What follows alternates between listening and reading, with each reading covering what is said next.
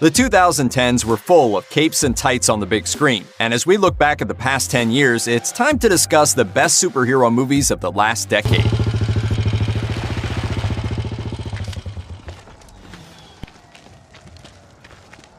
So, this all seems horrible. I've seen worse. Sorry. No, we could use a little worse. Stark, we got him. Banner? Just like you said. And tell him to Even after the first trailer hit, The Avengers, a movie with multiple superheroes teaming up on the big screen, felt like something that couldn't possibly work. Then the film arrived, and it was an absolute blast. The Avengers is certainly not a perfect film, but it inspired a sense of awe simply by existing and being as fully formed and solid as it was. There's a certain miraculous quality to that particular team-up, held with humor and heart by writer-director Joss Whedon that makes it feel magical. Avengers movies are a pop culture language all their own now, but back then, it was hard to imagine something like this working so well. That it still works nearly a decade later is proof that The Avengers was a certain kind of lightning in a bottle. The idea was to bring together a group of remarkable people, see if they could become something more. What is it? Your money and infrastructure have been important. Till now. What are you? I've Gotham's reckoning. Here to end the borrowed time you've... To this day, The Dark Knight Rises is a particularly divisive film among superhero fans. Still, the thing that sticks out years after its release is Nolan's inarguable sense of scope and ambition. Where The Dark Knight was often at its best when it functioned as a psychological duel between two opposing personalities, The Dark Knight Rises was epic in its scale and its themes. The film is practically operatic in its sensibility. It remains the boldest, broadest, most daring portion of the Dark Knight trilogy, and the gutsy swings it took are still worth revisiting. Now we come here not as conquerors, but as liberators to return control of this city to the people.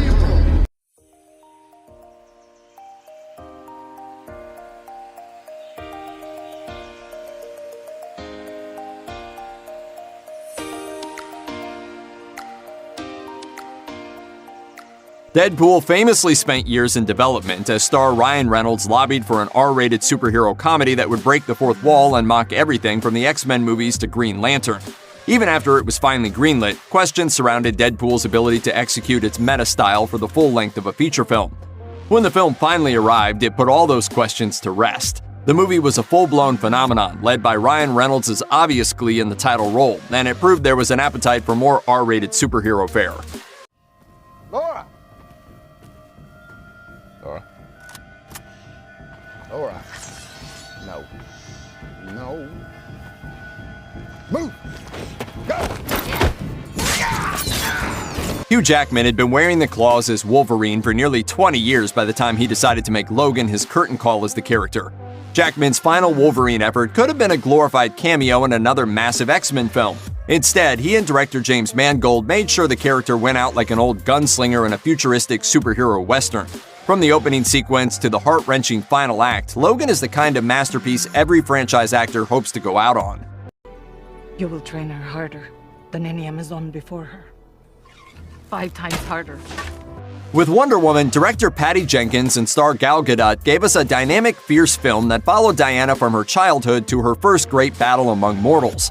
The film is packed with instantly memorable sequences, from the No Man's Land battle that became its centerpiece to Diana and Steve Trevor's slow-burning romance. Meanwhile, the supporting cast, led by an absurdly charming Chris Pine, made sure that even the quieter scenes are fun to watch. Even now, Wonder Woman still stands as the DC Extended Universe's very best film. You did this. We did. Loki, I thought the world of you. I thought we were gonna fight side by side forever, but at the end of the day, you're you and I'm me. Thor Ragnarok gave the God of Thunder the kind of boundless science fiction overtones that he's often had in his comic book adventures. The film also threw in an added extra dose of comedy to underline Thor's place among the most lovably well-intentioned idiots in the Marvel Cinematic Universe. Director Taika Waititi's visual stamp, from the brightly colored sets to the oddly shaped spaceships, is all over the film. Ragnarok is proof that even the most established franchise heroes can still be refreshed with new blood. What's up?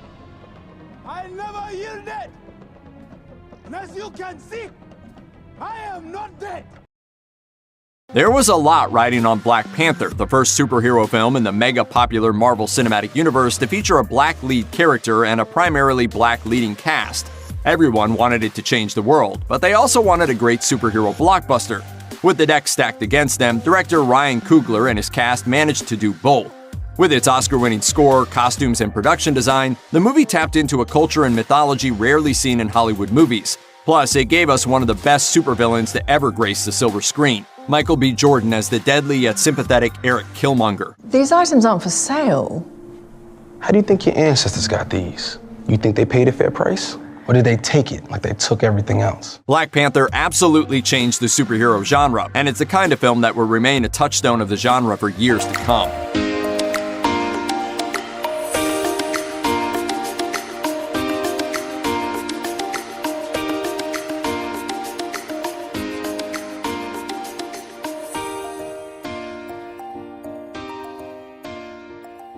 If there's one superhero who's arguably oversaturated the big screen in the 21st century, it's Spider-Man. Then Into the Spider-Verse arrived and quickly proved that there's no such thing as too much Spider-Man if you know what you're doing. The film's dynamic and endlessly compelling animation style, killer voice cast, and moving story combined to create what might just be the best Spider-Man movie to date.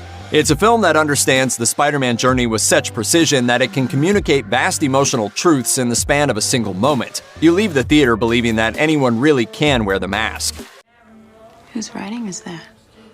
My great-grandmother. All the women in our family writing this book. I don't know, I thought maybe there'd be... Directed by Julia Hart, Fast Color tells the intimate story of a family, the strange powers they keep, and the troubles that have kept them at a distance from one another in a dying world where it hasn't rained in years.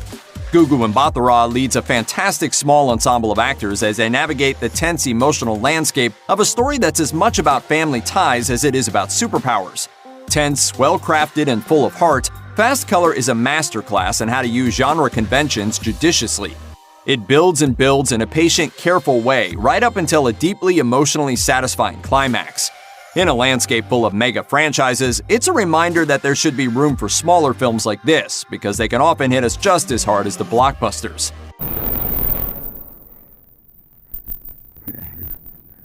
The concluding film in what Marvel Studios dubbed the Infinity Saga, Avengers Endgame is like Infinity War in that it's a sprawling ensemble piece with the fate of the universe at stake. Beyond that, though, the two films diverge in a number of powerful ways. Endgame was a sure thing at the box office, but that didn't stop the team behind it from taking any number of risks, including an early death scene, a major time jump, and of course, a time-traveling caper that takes up a big chunk of the film.